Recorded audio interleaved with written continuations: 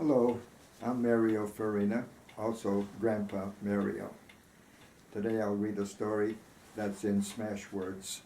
If you want to look it up, it's at the www.smashwords.com.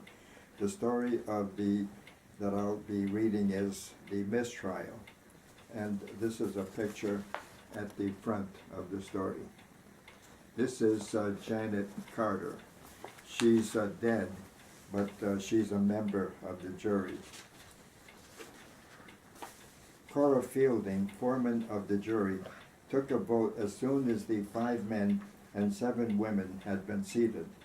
She announced the result had been 11 votes for innocent and 1 for guilty. Miss Fielding, about 35, overweight, blonde with streaks of gray, asked, "Would the person who voted guilty care to identify himself or herself?" Janet Carter raised her hand. Puzzled, Miss Fielding stared at her. "You don't look familiar," she said. "Are you one of the jurors? What is your name?" "I'm registered with you as Mary Carter," responded the juror. "My real name is Janet Carter." Mystified, the other members of the jury remained silent.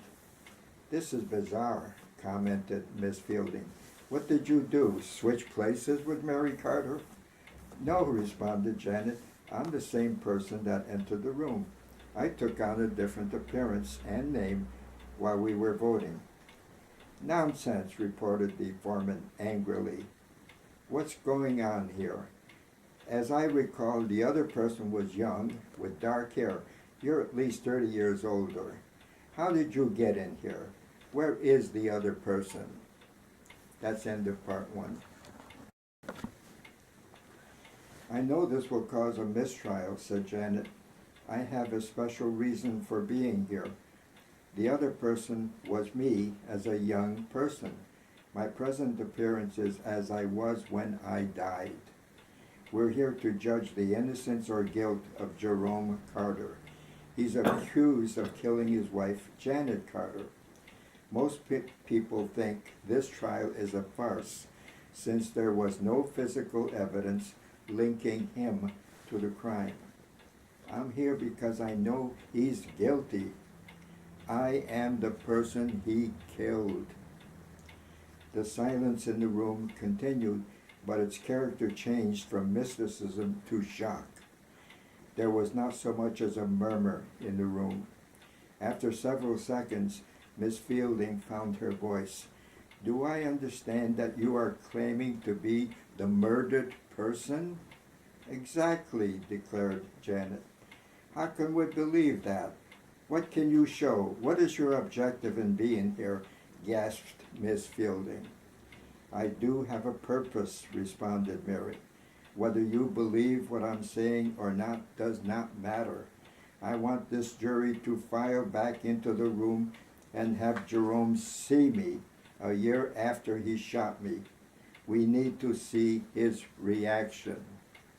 This is end of part 2. "I can't agree to that," Miss Fielding shouted. "As foreman of this jury, it's my duty to report this to the judge at once. This is for him to handle." She picked up the phone. "Open the door," she commanded. "We're coming in now." She led 10 jurors to the door. Janet followed slowly, several steps behind. There were still several persons in the courtroom. The judge was standing behind the bench, speaking to his adjutant.